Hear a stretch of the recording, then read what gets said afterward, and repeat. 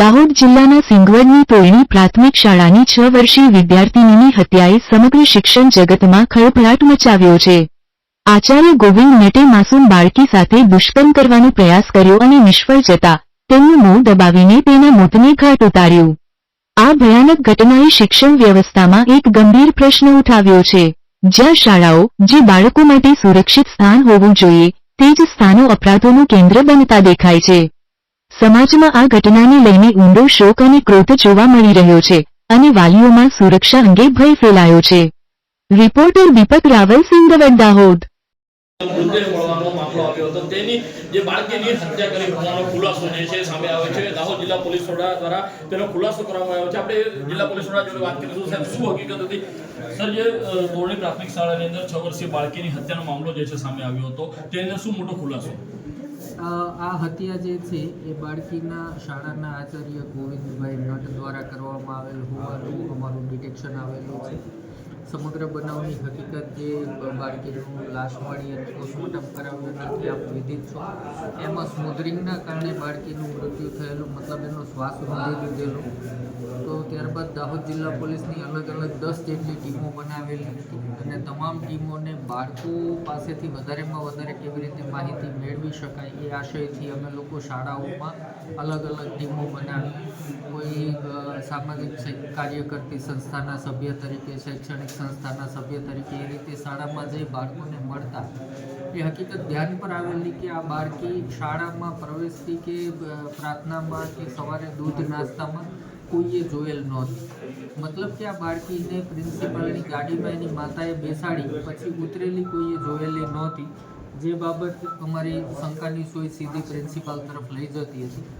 શરૂઆતમાં પ્રિન્સિપાલે પોલીસને ગેરમાર્ગે દોરવાનો પ્રયત્ન કરેલો કે મેં તો ઉતારી દીધી હતી, પછી મને ખબર નથી કોની સાથે ગઈ વગેરે, પરંતુ પ્રિન્સિપાલના ફોનનું ટેકનિકલ એનાલિસિસ કરતાં અને ખાસ કરીને ગૂગલ ટાઈમલાઈન એનાલિસિસ કરતાં એની વાત સાથે કોઈ મેચ થતું નહોતું અને જેના આધારે સમગ્ર એરિયાનું ગૂગલ એનાલિટિક્સ કરી અને ટાઈમ ફ્રેમને મેચ કરતાં અમને સાહેદો પણ પ્રાપ્ત થયા અને જેમાં સ્પષ્ટપણે એ બાબત પ્રિન્સિપાલે પણ કબૂલી કે છોકરી રસ્તામાં દુષ્કર્મનો પ્રયત્ન કરવામાં આવેલો, જેના કારણેથી છોકરીએ બૂમાબૂમ કરતાં કોઈ અવાજ ન સાંભળી શકે એના માટે એનું મોઢું દાબી દેવામાં આવેલું, જે દરમિયાન એનો શ્વાસ રૂંધાઈ જવાથી એ મરણ ગયેલ અથવા તો બેભાન થઈ ગયેલ માટે પ્રિન્સિપાલે એની બોડીને ગાડીની પાછલી સીટમાં સુવડાવી શાળામાં જઈ ગાડી લોક કરીને મૂકી દીધેલી। સવારે 10:30ની આજુબાજુમાં સાંજે 5 વાગ્યે શાળા છૂટે ત્યારે બધા જ બાળકોને શાળામાંથી મોકલી દેવામાં આવેલા અને ત્યારબાદ પ્રિન્સિપાલ દ્વારા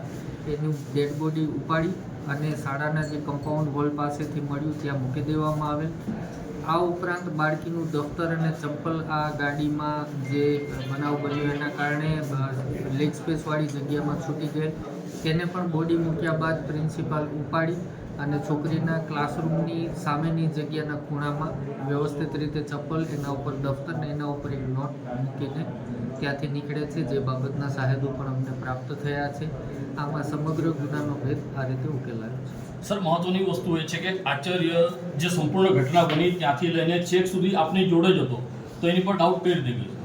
આચાર્ય ઉપર ડાઉટ એટલા માટે જોવો સ્વાભાવિક હતું કે છેલ્લે દીકરીને લાઈવ જોઈ ત્યારે આચાર્યની ગાડીમાં બેસાડતી જોઈ હતી, એ પછી કોઈએ દીકરીને જોઈ નહોતી, એ સ્પષ્ટ હતું।